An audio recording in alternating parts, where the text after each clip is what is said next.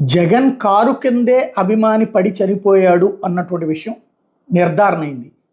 అది artificial intelligence వీడియోలు అన్నటువంటి ఆరోపణలని తోసిపుచ్చుతూ అది కార్యకర్తల దగ్గర తీసిన వీడియోలే అన్నటువంటి విషయాన్ని జిల్లా ఎస్పీ స్పష్టం చేశారు. ఆ రోజున జగన్ కాన్వాయ్తో జరిగింది కాదు, కాన్వాయ్ వెనకాల వచ్చిన వెహికల్స్ తగలటం వల్ల చనిపోయాడు అని చెప్పినటువంటి అదే ఎస్పీ ఇప్పుడు లేదు అన్నటువంటి విషయాన్ని చెప్తూ అక్కడ ఘటనకు సంబంధించినటువంటి సమాచారం అందుకున్న తర్వాత చీలిసింగయ్య అనే వ్యక్తి ఆసుపత్రిలో చేర్పించారు.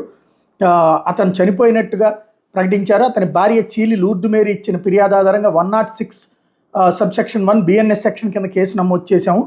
ఈ ఘటనకు సంబంధించిన పలు వీడియో ఫుటేజీలు, సీసీ ఫుటేజీలు, డ్రోన్ వీడియోలు, అక్కడికి వచ్చిన ప్రత్యక్ష సాక్షులను విచారించి దీనికి సంబంధించి పలు సాంకేతిక ఆధారాలతో కూడిన సాక్ష్యాలను సేకరించి ఆ ప్రదేశంలో లభించిన ఇతర ఆధారాలను పరిశీలించి సదరు నేరానికి వర్తించే సెక్షన్లను 105 మరియు 49 BNSలకి మార్చుతూ నిర్ణయం తీసుకున్నామని ప్రకటించారు. అట్లాగే ఈ కారులో ఆ టైంలో ప్రయాణించినటువంటి డ్రైవింగ్ చేస్తున్న రమణారెడ్డి, అట్లాగే ఆ పక్కన ఉన్నటువంటి జగన్మోహన్ రెడ్డి, అలాగే PA K నాగేశ్వర రెడ్డి, మాజీ MP వైవి సుబ్బారెడ్డి, అలాగే పేర్ని నాని మాజీ ఎమ్మెల్యే, విడుదల రజని మాజీ మంత్రి, వీళ్ళందరి మీద కూడా కేసు పెడుతున్నట్టు ప్రకటించారు. తదందరూ వాళ్ళ మీద పేర్ల నిందితులుగా పేర్కొని వాళ్ళ మీద చట్ట ప్రకారం తదుపరి చర్యలు తీసుకుంటామని ప్రకటించారు.